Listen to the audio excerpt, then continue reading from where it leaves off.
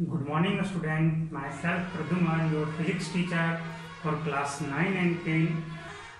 Today, just I am going to discuss some topics related with class 10 from unit magnetic effect of current. Our topic is domestic electric circuit or domestic wiring. Student, सबसे पहले हमें ये जानना चाहिए कि जो हम domestic circuit में यानी कि जो हम अपने होम एप्लायंसेज में जो यूज कर रहे हैं उसका फुल प्रोसेस क्या है, वो हमारे पास आता कैसे है ना। इतना तो हम जानते हैं कि इलेक्ट्रिसिटी का यूज कर हम लोग फैन ऑपरेट कर रहे हैं, फ्रिज ऑपरेट कर रहे हैं, टेलीविजन वॉच कर रहे हैं, बल्ब से लाइट ले रहे हैं, हीटर से आपका कुछ लोग खाना भी बना रहे हैं, है ना। तो इस तरह से हमें ये जानना होगा कि ये आखिर हमारे होम एप्लायंसेज में, हमारे घरों में किस तरह से रन कर रहा है ना। First of all you have to know starting from transformer से ये स्टार्ट होकर के हमारे पास आता है। सबसे पहले क्या है, ये हमारा 3 फेज ट्रांसफार्मर का डायग्राम है, इतना ही है आपका। This is the diagram for 3-phase transformer from which we use the electricity. यहाँ पे दिखा गया है R by B, red, yellow and blue, red, yellow and blue। ये क्या है आपका, हम लोग कहते हैं 11,000 वोल्ट, है ना। तो ये जो 11,000 वोल्ट है यही R by B 3 फेज में आपको कहां से आता है, तो जो पावर स्टेशन है वहां से आता है ना। पावर प्लांट से तो नहीं, पावर प्लांट से आपका कहीं और आता है, पावर दूसरी जगह आता है, ग्रिड में आता है, तो उसके बाद हम लोगों के पास आता है पावर ग्रिड से, पावर स्टेशन से, है ना। स्विच यार्ड से आपको होते हुए पावर प्लांट से, स्विच यार्ड से होते हुए पावर ग्रिड में, स्टेशन में, और तब वहां से हम लोगों के पास भेजा जाता है। तो अब यहाँ से देखा जाए, ये जो 3 फेज ट्रांसफार्मर का सिस्टम है, जब ये आउट करेगा ये फिर से ये 11,000 वोल्ट को रिड्यूस करके 220 वोल्ट पे ले आता है। कितना वोल्ट पे? 220 वोल्ट पे स्टेप डाउन ट्रांसफार्मर का यूज किया जाता है। जो भी हम लोग अप्लायंसेज यूज कर रहे हैं वो सारे कितने पे ऑपरेट हो रहे हैं? 220 पे। ये ट्रांसफार्मर करता क्या है, ये आपका स्टेप डाउन ट्रांसफार्मर है। घर में आप लोग स्टेबलाइजर यूज किए हो, देखा होगा, उसमें क्या होता है कि वोल्टेज को घटाते भी हो और बढ़ाते भी हो। जब डाउन में कर देते हो तो वोल्टेज को घटता चला जाता है, अप में रखते तो बढ़ता चला जाता है। तो ट्रांसफार्मर 2 टाइप के होते हैं, एक स्टेप अप और एक दूसरा स्टेप डाउन। जो एसी वोल्टेज को, ओनली एसी वोल्टेज को वो रेज करता है और डिक्रीज करता है। हमारे पास 22-20 वोल्ट आता है, हम उसे रेज करके चाहें तो ट्रांसफार्मर की मदद से, स्टेबलाइजर की मदद से 300 वोल्ट तक ले जा सकते हैं, और उसे डिक्रीज करके 12 वोल्ट तक भी ला सकते हैं, और भी कम 1 वोल्ट तक भी ला सकते हैं। तो ये सारा काम किसका है? तो ट्रांसफार्मर का है। वैसे ट्रांसफार्मर जो वोल्टेज को इंक्रीज करते हैं, that is called a step up transformer, and that transformer which reduces the voltage, this is called as the step down transformer. तो here a step down transformer is used for this circuit।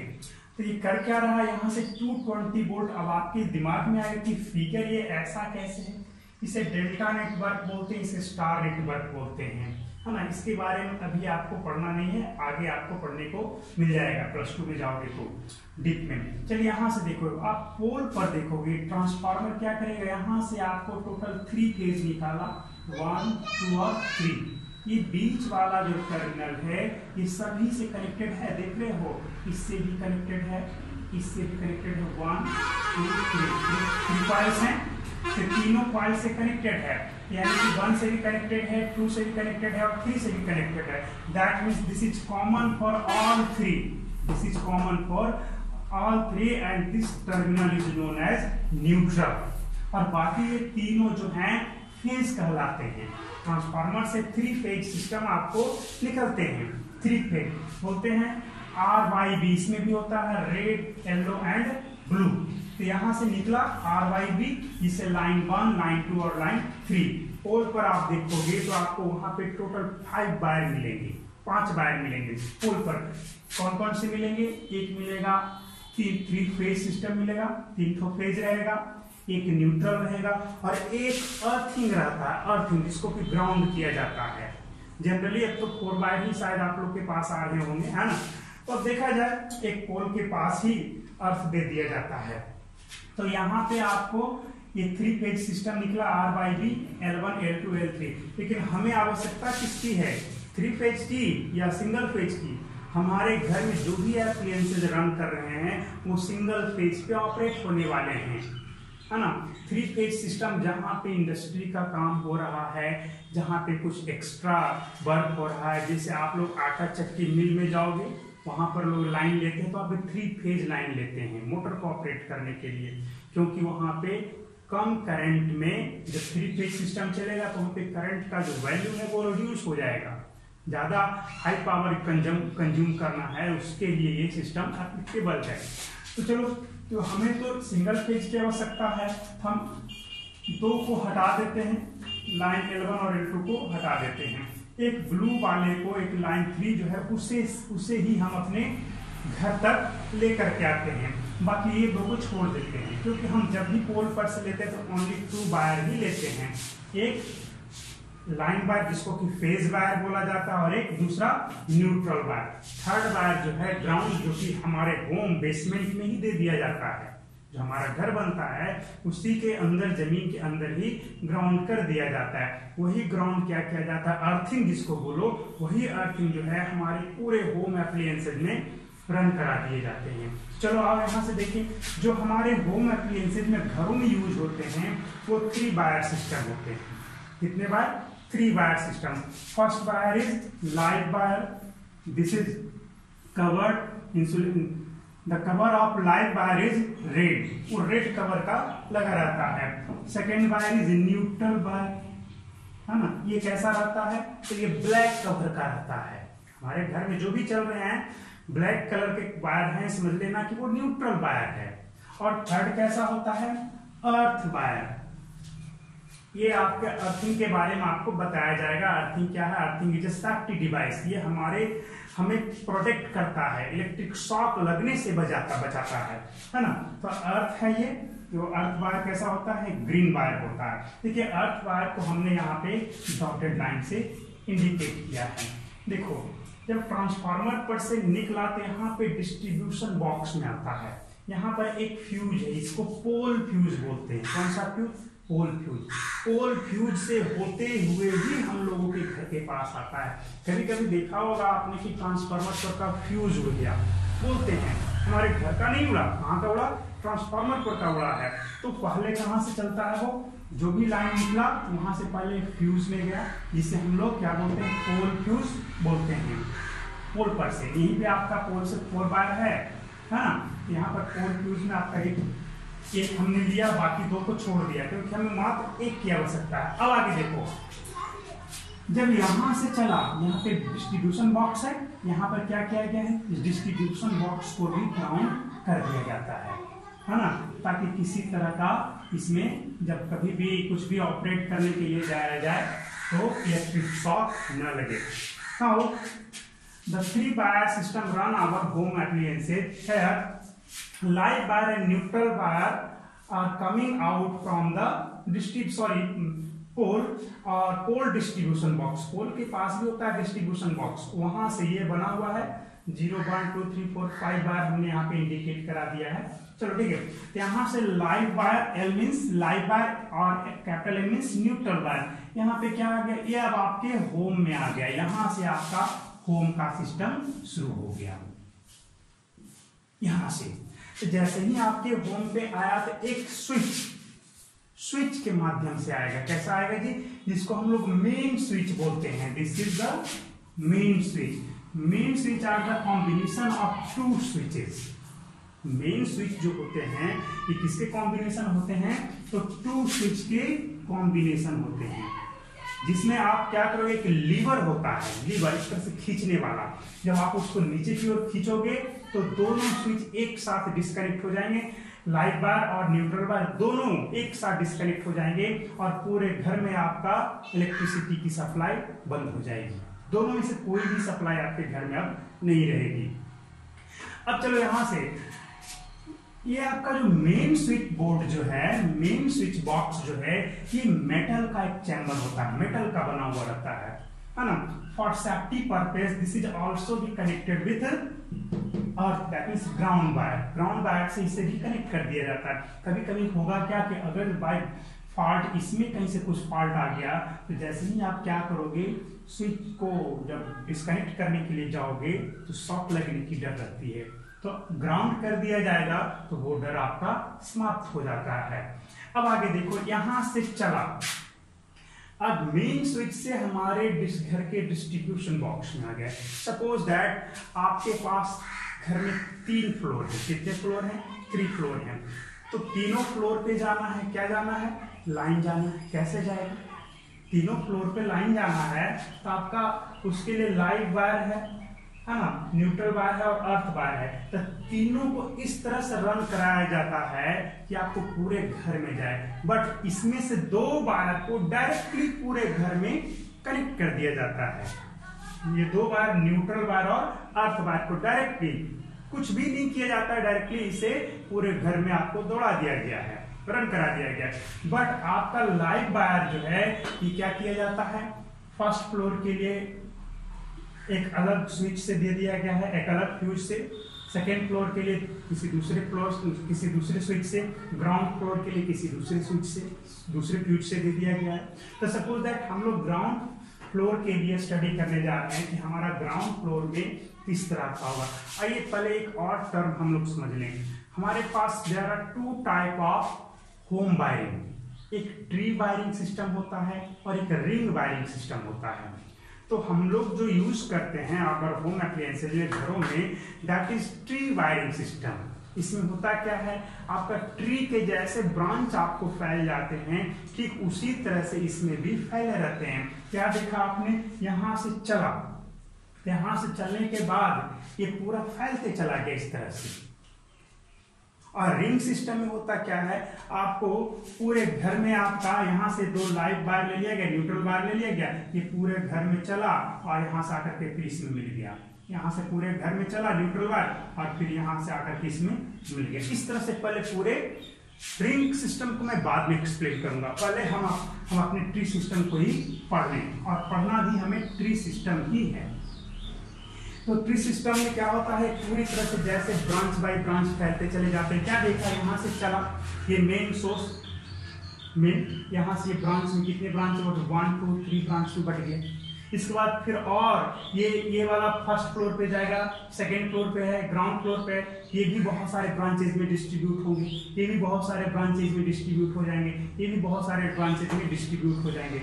But neutral और अर्थ बार है, ये सब में common चलते चला जाएगा, इसे को कुछ नहीं करना है, इसमें कोई फ्यूज वगैरह यहाँ से बाद में नहीं लगाया जा रहा, सिर्फ मेन लाइन ही इसमें है, सॉरी मेन फ्यूज ही, सॉरी मेन स्विच ही लगा हुआ है, बाकी न्यूट्रल में और अर्थ में कोई फ्यूज आपको लगाया नहीं गया है।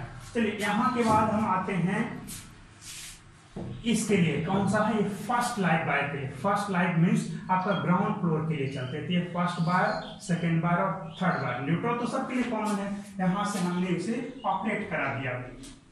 अब देखो, जब यहां से ये चलना शुरू कर दिया तब होगा क्या, लाइन और न्यूट्रल कैसे कैसे चलते हैं, तो always home appliances are always connected in parallel with the main sources. जो हमारा मेन सोर्स है उससे ये हमेशा पैरेलली कनेक्टेड होते हैं। जैसे देख रहे हैं यहाँ पे, है ना, ये लाइन है, न्यूट्रल है, अर्थ है। यहाँ से जब ये चलना शुरू किया तो आपने क्या देखा, यहाँ से ये देखो, इसी से यहाँ पे कनेक्टेड है। ये क्या है, हमारा electric bulb, this is electric fan and this one is 5 pin socket और फॉर फ्रिज, है ना, मात्र इतना ही हमने लिया है। अब देखो यहाँ से हो गया, होगा क्या, यहाँ से चला, न्यूट्रल वायर को डायरेक्ट दे दिया गया and fuse wire is connected with switch. Fuse wire, sorry, phase wire, that means live wire is connected with switch, and last one is to the bulb. Last में कहाँ चला गया, ये bulb में चला गया। न्यूट्रल को कुछ नहीं किया गया और इसको जो लाइव वायर उसे स्विच के माध्यम से इसमें दे दिया गया है। है ना। जब स्विच को ऑन करोगे तब ये चलेगा, तभी बल्ब आपका ग्लो करेगा। अब देखो फैन में यहाँ पर क्या न्यूट्रल का यूज, सॉरी अर्थ वायर का यूज हुआ नहीं हुआ, क्योंकि हमारे बल्ब में मात्र ओनली 2 ही कनेक्टिंग टर्मिनल होते हैं।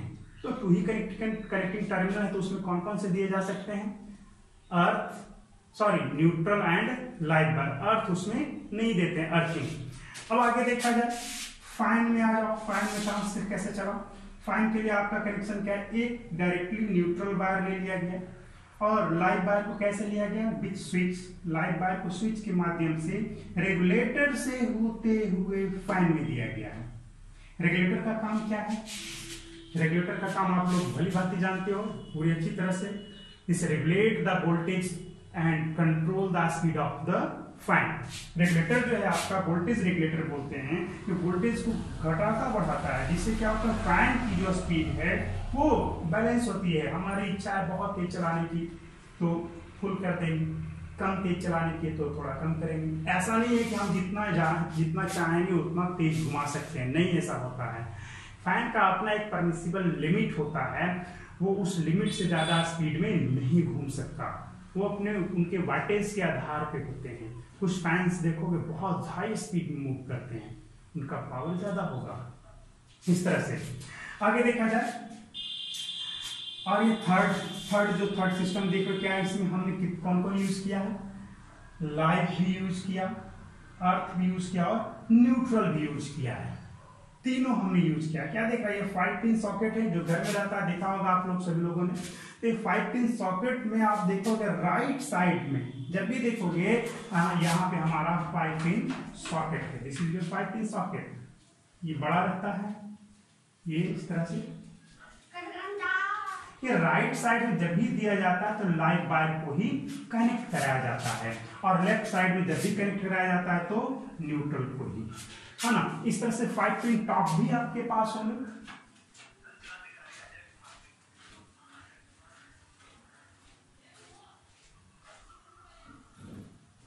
ये 5 पिन आपका क्या है, टॉप है। इस तरह से 5 पिन आपका ये टॉप है। इसमें आपको जो टॉप वाला ऊपर वाला होता है इसे अर्थ दे दिया जाता है। इसमें भी राइट साइड वाले को लाइव और लेफ्ट साइड वाले को न्यूट्रल। और एक चीज, एक इंपॉर्टेंट टर्म आप देखा होगा, ये 5 पिन टॉप जो होते हैं इसमें जो अर्थ वाला टर्मिनल है वो थोड़ा बड़ा होता है। बता सकते हो क्यों? बड़ा इसलिए दिया जाता है कि जब भी हम उसे इसमें कनेक्ट करने के लिए जाएं तो सबसे पहले कौन कनेक्ट हो, तो ground, that means earth wire ही सबसे पहले कनेक्ट हो। जिससे क्या होगा, जो भी आपका डिवाइस है, सपोज दैट आपके पास कूलर है और वो मेटल का है, किस चीज का है, कूलर है, और आपका मेटालिक, पूरा मेटल का, देखा होगा बहुत पहले तो मेटल का ही आता था, अब आ रहा है फाइबर का। तो पूरा मेटल का जब कूलर है तो क्या होगा, तो पहले बॉडी में कौन जाएगा, उसके बॉडी में आपको अर्थ चला जाएगा, जिससे किसी भी तरह का फॉल्ट अगर जो आपका कूलर में रहा तो जैसे ही बाकी आपका लाइव वायर टच होगा, आपका या तो फ्यूज उड़ा देगा, फ्यूज खराब हो जाएगा, या फिर कहीं और से कहीं, या फिर स्विच तो डैमेज नहीं होगा, फ्यूज ही आपका खराब होगा जब भी होगा। तो वो क्या करेगा, पूरे सर्किट को बचा देगा, पूरे सिस्टम को बचाएगा, है ना। ये आपको सेफ्टी देगा। मान लीजिए किसी वजह से आपको इलेक्ट्रिक शॉक लग रहा है, टच करने के लिए गया, जैसे ही फैन को टच किया, कूलर को टच किया, बहुत जोर से इलेक्ट्रिक शॉक लगा, है ना। लेकिन जैसे ही आप ये अर्थ वायर उसमें कनेक्ट कर दोगे उसके बॉडी में, तो आपको करंट नहीं लगेगा। आप लोग घर में कंप्यूटर यूज करते हो, डायरेक्ट आप ओनली 2 वायर सिस्टम में यूज करो, एक लाइव वायर और एक न्यूट्रल वायर। तो क्या देखोगे, कभी कभी खाली पैर जब रहोगे, आपके पैर में शूज वगैरह कुछ भी नहीं हो, जैसे ही टच करोगे तो थोड़ा सा शॉक लगता है ना, क्योंकि थोड़े बहुत जो करंट हैं वो आपको, उसमें तो सारा सर्किट डिजाइन किया रहता है अलग ढंग से, है ना। आपका ट्रांसफार्मर का जैसा नहीं रहता है, उसमें जो रहता है थोड़े से करंट जो बॉडी में आ जाते हैं, कनेक्टेड रहते हैं सर्किट से, इस वजह से आ जाते हैं। लेकिन वही जब अर्थ से कनेक्ट करोगे तो वो जो शॉक लगने का जो डर था वो बिल्कुल ही समाप्त हो जाएगा। थोड़ा बहुत करंट जो है वो कहाँ चला जाएगा, ग्राउंड में चला जाएगा, और आप बिल्कुल सुरक्षित रहोगे। इसलिए आपको जो बड़ा जो अर्थ वाला रहता है उसे पहले कनेक्ट करा दिया जाता है ताकि बाकी क्या रहे, सेफ रहे, है ना। चलिए यहाँ तक तो हो गया, यहीं तक तो हम लोग को अभी सीखना था ट्री वायरिंग और रिंग वायरिंग के बारे में समझना था। तो ट्री वायरिंग तो आपने समझ लिया होगा कि किस तरह से पूरी ब्रांच की जैसा आपको पूरे फैलते चले गए। रिंग वायरिंग में होगा क्या, आपके यहाँ इस तरह से रिंग बना दिया जाता है पूरे घर में, और यहाँ से मेन जो स्विच हैं वो क्या करते हैं, यहाँ से एक में लाइव और एक में न्यूट्रल कनेक्ट कर दिया जाता है। कहीं भी लाइन लेने का होगा, एक यहां से ले लिया और एक यहां से ले लिया, एक यहां से ले लिया, एक यहां से ले लिया, कहीं भी एक यहां से लिया, एक यहां से ले लिया, कहीं भी। और हर एक के केस में अब यहाँ पर तो फ्यूज था ही, यहाँ पे इसका मेन पर्पस क्या है, यहाँ पर जो फ्यूज लगाया जाता है जिसको हमने आपको क्या बोला था, मेन फ्यूज। कहाँ गया मेन फ्यूज, यहाँ है, ये आपका होम का है, मेन फ्यूज है, ये भी मेन फ्यूज, ये भी है, ये भी है, ये आपका मेन स्विच है। तो ये जो मेन फ्यूज जो होता है वो सारे सर्किट में जितने भी एप्लायंसेस यूज हो रहे हैं उन सब के रेस्पेक्ट में हायर रेटिंग का होता है ना, सबके रेस्पेक्ट में हायर रेटिंग का होता है। अप्रोक्सीमेटली 32 एम्पियर का फ्यूज और सर्किट ब्रेकर यहाँ पे लगा हुआ रहता है। अब आगे सुना जाए, आगे क्या होता है। अब यहाँ के बाद जब आपको रिंग सिस्टम में डिस्ट्रीब्यूट होंगे तो यहाँ पे देखा जाएगा तो यहाँ पर भी एक फ्यूज लगा दिया जाता है, एक यहाँ पर भी। तो जितने भी आप यहाँ पर से ब्रांच आप लोगे उन सभी जगह आपको एक एक फ्यूज हर जगह देना होगा। यहाँ भी फ्यूज देना होगा, यहाँ भी, यहाँ भी, यहाँ भी, है ना। जनरली अमेरिका वगैरह में जो है इस तरह की वायरिंग का उपयोग किया जाता है। हमारे कंट्री में कॉम्बिनेशन ऑफ ट्री और रिंग, ट्री सिस्टम और रिंग सिस्टम का कॉम्बिनेशन हम लोग यूज कर लेते हैं। कैसे बोले कॉम्बिनेशन, तो इस तरह से बताते हैं कि ये तो रिंग तो हम लोग नहीं बनाते हैं, जहां चलते चला गया, है ना, लेकिन फ्यूज वाला जो सिस्टम है हर एक रूम में एक फ्यूज हम लोग लगा देते हैं, जो किसका पार्ट है, पार्ट ऑफ रिंग सिस्टम, है ना, पार्ट ऑफ रिंग सिस्टम। हर एक रूम में हम एक फ्यूज लगा देते हैं, है ना। हालांकि रिंग सिस्टम में जितने भी अप्लायंसेज होते हैं सभी में एक एक फ्यूज और एक एक स्विच लगा रहता है। आपका फैन है, जैसे यहाँ पर फैन था तो फैन आपका स्विच से आया, फिर फ्यूज, फिर पहले फ्यूज फिर स्विच, फिर यहाँ पर फ्यूज फिर स्विच, फ्यूज फिर स्विच, है ना। हर एक जगह फ्यूज और स्विच आपका लगा रहता है। जिससे होगा कि कभी भी कोई फॉल्ट होगा तो मात्र यही आपका रुकेगा, बाकी सब जैसे ऑपरेट हो रहे थे चलते रहेंगे। एक ही रूम है, आपका फैन आपका चल रहा है, बल्ब आपका ग्लो कर रहा है, तो हर एक में अगर एक फ्यूज और एक स्विच लगा रहेगा, है ना, जैसा कि रिंग सिस्टम में आपको बताया जाएगा, तो क्या होगा, अगर फैन में कुछ फॉल्ट हुआ तो फैन का फ्यूज सिर्फ खराब होगा, बल्ब आपका चलता रह जाएगा, ये फ्रिज आपका चलता रह जाएगा। लेकिन ये जो हमारा ट्री सिस्टम का सबसे बड़ा डिसएडवांटेज क्या है कि इसमें हर एक एप्लायंसेज में फ्यूज नहीं लगे हुए हैं। दैट मीन्स अगर आपका फ्रिज में या फिर फैन में कुछ खराबी आ जाता है, शॉर्ट कर गया कहीं पे, तो होगा क्या, ये डायरेक्ट इसको तो अफेक्ट नहीं करेगा, डायरेक्ट कहां पे कर देगा, तो ये मेन फ्यूज को उड़ा देगा। इससे क्या होगा, सारे एप्लायंसेज एक साथ काम करना बंद कर देंगे। तो ये डिसएडवांटेज है ट्री सिस्टम का, इसे ही दूर करके रिंग सिस्टम आपको तैयार किया गया है, क्योंकि उसमें हर एक में जितने भी एप्लायंसेज यूज करें सब में फ्यूज और स्विच लगे होते हैं, है ना। तो आज के लिए इतना ही रखते हैं, कुछ भी डाउट हो पूछ सकते हैं।